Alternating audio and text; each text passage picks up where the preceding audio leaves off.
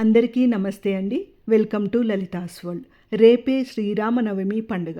మరి ఈసారి శ్రీరామనవమిని చాలా వేడుకగా జరుపుకోవాలి. ఎందుకంటే 500 సంవత్సరాల నుండి మన హిందువులు అయోధ్య రామమందిరం కోసం పోరాడి ప్రాణత్యాగాలు చేశారు. మన హిందువుల కల నెరవేరి అయోధ్యలో రాముల వారి అంటే బాలరాముని ప్రతిష్టాపన తర్వాత వచ్చిన మొట్టమొదటి శ్రీరామనవమి పండుగ. ముందుగా గణపతికి పూజ చేసి ధూపదీప నైవేద్యాలను సమర్పించాలి.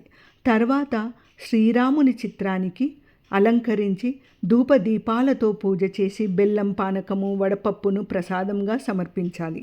మరి ఈ బెల్లం పానకం వడపప్పును ఎలా తయారు చేయాలో తెలుసు కదా. నీళ్ళల్లో పొడి చేసిన బెల్లంను ఇంకా యాలకుల పొడిని తులసి దళంను వేస్తే బెల్లం పానకం తయారవుతుంది. అలాగే నానబెట్టిన పెసరపప్పులో మామిడికాయ తురుము వేస్తే వడపప్పు తయారవుతుంది. ఈ రెండు సీతారాములకు చాలా ఇష్టం. ఈ ప్రసాదాలు సమర్పించడం వెనుక ఉన్న అంతరార్థం ఏంటంటే ఈ రెండు నైవేద్యాలు మన శరీరంలో ఉన్న వేడిని తగ్గించడమే కాకుండా శరీరానికి చల్లదనాన్ని జీర్ణశక్తిని పెంచుతుంది. అలాగే వడపప్పు మండుతున్న ఎండలలో వడకొట్టకుండా వేడి నుంచి కాపాడుతుంది అని సీతారాములకు ఈ నైవేద్యాలను సమర్పిస్తారు.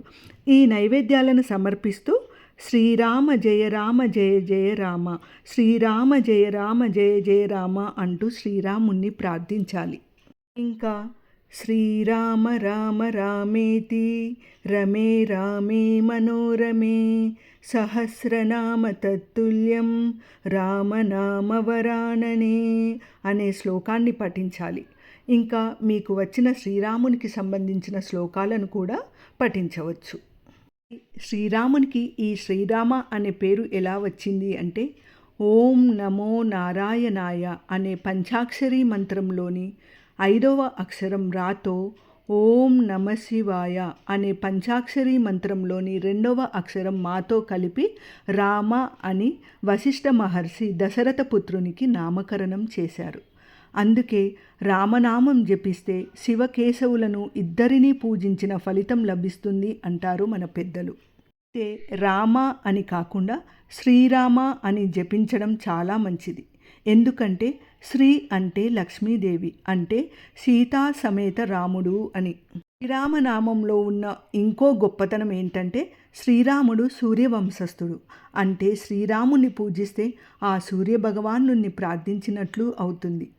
ఇంకా ఎత్ర ఎత్ర రఘునాథ కీర్తనం తత్ర తత్ర కృతమస్తకాంజలిం బాష్పవారి పరిపూర్ణలోచనం మారుతిం నమత రాక్షసాంతకం అంటే ఎక్కడైతే శ్రీరాముణ్ణి భక్తులు కొలుస్తూ ఉంటారో అక్కడ ఆంజనేయుడు ఆనంద బాష్పాలు రాలుస్తూ శ్రీరామ శ్రీరామ అంటూ శ్రీరాముణ్ణి నమస్కరిస్తూ ఆ ఇంట్లోనే కూర్చొని ఉంటారట. అలా ఆంజనేయుడు కూర్చొని ఉండటం వల్ల ఆ ఇంటి దరిదాపుల్లోకి దుష్టశక్తులు రాకుండా కాపాడబడతారు అని. మరి శ్రీరామనవమి పండుగలోని అంతర్గతం ఇది. అందుకే శ్రీరామనవమి పండుగ రోజు వీలున్నంత వరకు శ్రీరామ శ్రీరామ అంటూ మనసులో ధ్యానం చేసుకుందాం. మరొక్క మంచి వీడియోతో మీ ముందుంటాను. జై శ్రీరామ్.